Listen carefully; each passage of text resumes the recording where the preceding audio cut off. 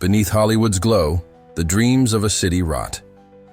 Three students chasing symbols think they resolving a schoolyard mystery, but what they find on the hill above Los Angeles is something no one should see.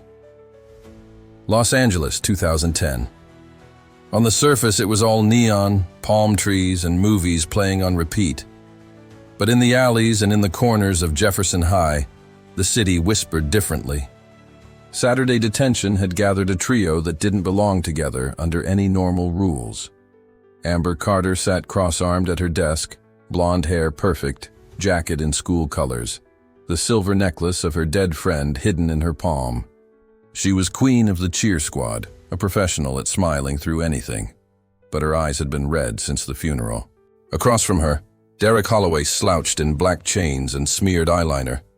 His notebook was filled with crooked spirals, jagged marks, like he couldn't stop drawing the same thing over and over.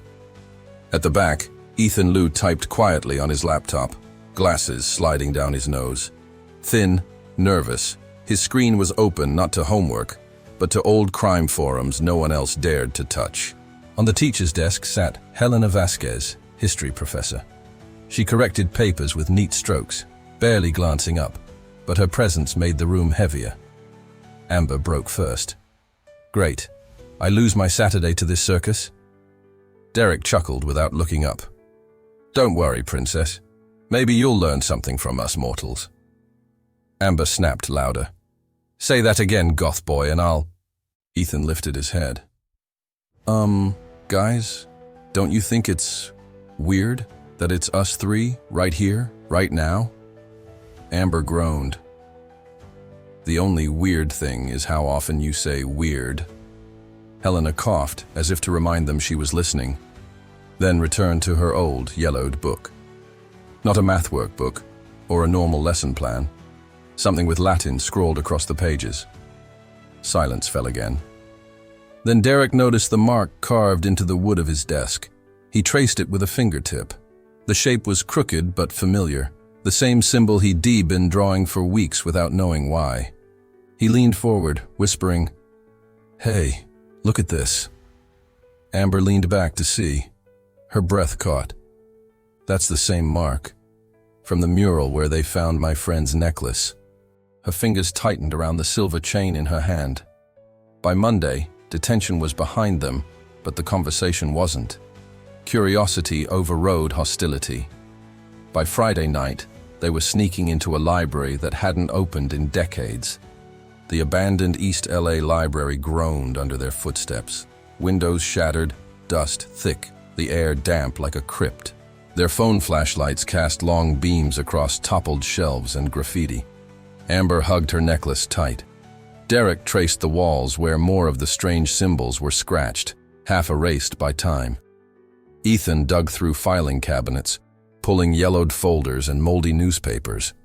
"Check this," Amber muttered, holding a clipping from 1985. "It's the same date, same symbol."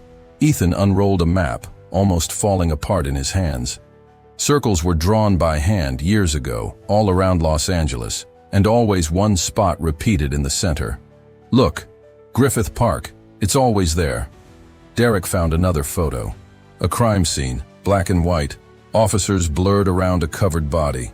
In the background, out of focus, a young woman clutched books to her chest. Hair tied in a bun, glasses hanging from her collar. Amber frowned, tilting her head. "That's strange. I swear I've seen someone like that before." Derek shrugged, already sketching the symbol in the margins. "Forget the people. It's the mark that matters." Ethan was already dragging out another folder. The photo slipped back into the pile, its secret ignored. At the bottom of a box, Amber found a VHS tape, cracked but intact. The label read, "Carter Productions," her own surname. Her hands trembled as she shoved it back. "We shouldn't stay here," she whispered. Ethan pointed to the map, his voice unsteady but firm. "If we want answers, they're waiting at Griffith." Saturday night, they climbed the winding trail. Los Angeles glittered below them, endless and loud, but here the city's noise thinned to silence. The observatory loomed like a white temple against the moon. They weren't alone. On the stone steps stood Helena Vasquez, not grading papers, not lecturing. She was guiding Tyler, the school's missing basketball player. His steps were heavy, his eyes glassy, like he'd been drugged. Amber gasped, clutching Ethan's arm. "Tyler!" "Oh, God." Helena turned. Moonlight lit her face. She didn't scream in surprise. She only looked sad. "You shouldn't be here," she said softly. Derek stepped forward, fists clenched. "What are you doing with him?" Helena's voice cracked, almost pleading. "Keeping you safe, keeping order.